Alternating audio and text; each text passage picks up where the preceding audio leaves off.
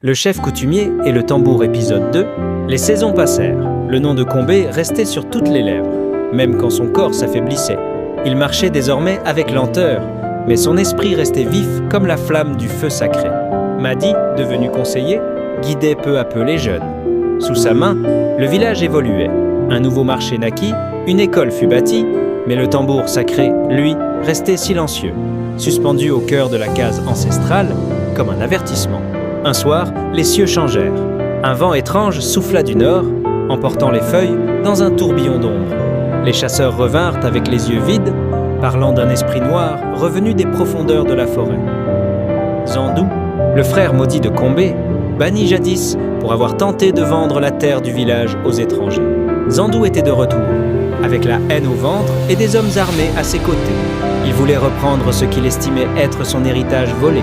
Combé, affaibli, convoqua Madi dans la nuit. « Tu as appris, tu as écouté. Maintenant, il est temps de parler. Ce tambour que j'ai frappé pour t'enseigner la paix, tu devras le frapper peut-être, pour appeler à la guerre Biao. » Madi refusa d'abord. Il voulait croire à la parole, à la paix.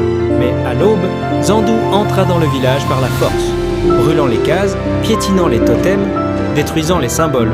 Alors, pour la première fois, Madi frappa le tambour. 2 fois, les anciens se levèrent. Les jeunes prirent leurs lances. Les femmes chantèrent les prières guerrières. Et Combé, malgré son âge, s'avança en première ligne. La bataille fut brève, mais sanglante. Combé affronta Zandou. 2 frères, 2 visions, 2 tambours qui battaient dans 2 directions opposées. Zandou tomba, mais Combé aussi. Ces derniers mots furent pour Madi. Et le chef ne vit pas pour lui-même.